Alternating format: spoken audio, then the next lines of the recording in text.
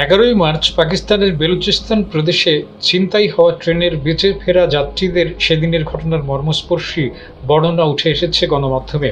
ছিনতাইয়ের সময় ওই ট্রেনটিতে 400-র মতো যাত্রী ছিল। বেলুচিস্তানের প্রাদেশিক রাজধানী কোয়েটা থেকে সকাল 9টায় খাইবার পাখতুনখাওয়া প্রদেশের রাজধানী পেশোয়ারের উদ্দেশ্যে ছেড়ে যায় ট্রেনটি।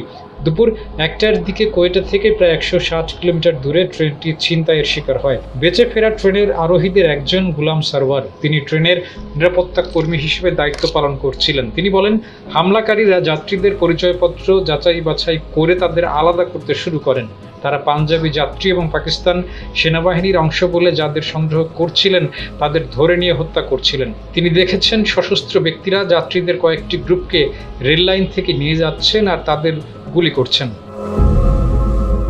যমুনা ইলেকট্রনিক্স ঈদে ডাবল খুশি অফার সিজন 3, যে কোনো পণ্য কিনলেই পাচ্ছেন নিশ্চিত ঈদ উপহার। নিরাপত্তা কর্মী সারোয়ার বলেন, যখন হামলা শুরু হয় তখন তিনি ও অন্য সশস্ত্র কর্মীরা পাল্টা গুলি চালানো শুরু করেছিলেন। তিনি বলেন, মনে হচ্ছিল ট্রেন লক্ষ্য করে রকেট ও গুলি বৃষ্টি হচ্ছিল। নিরাপত্তা রক্ষীরা পাল্টা গুলি করে জবাব দিচ্ছিল। যখন নিরাপত্তা কর্মীদের গুলি ফুরিয়ে যায় তখন ওই সশস্ত্র গোষ্ঠীটি ট্রেনের দিকে আসে এবং যাত্রীদের বের করে নেয়। সারোয়ার বলেন, হামলাকারীরা সকাল 10টা পর্যন্ত হত্যাকাণ্ড চালিয়ে গেছেন।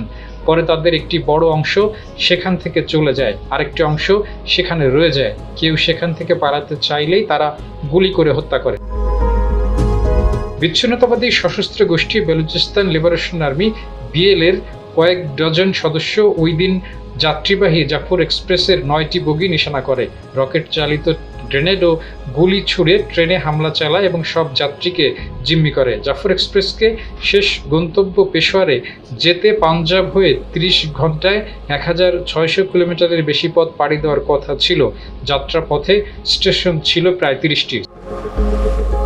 12 মার্চ রাতে পাকিস্তানের নিরাপত্তা বাহিনী ট্রেনটিতে অভিযান শেষ করে 346 যাত্রীকে উদ্ধার করা হয়। অভিযানে 33 হামলাকারীর সবাই নিহত হয়। সশস্ত্র গোষ্ঠীটির হামলায় প্রাণ হারিয়েছেন 26 যাত্রী, ট্রেন চালক এবং আধা সামরিক বাহিনীর একজন সদস্য।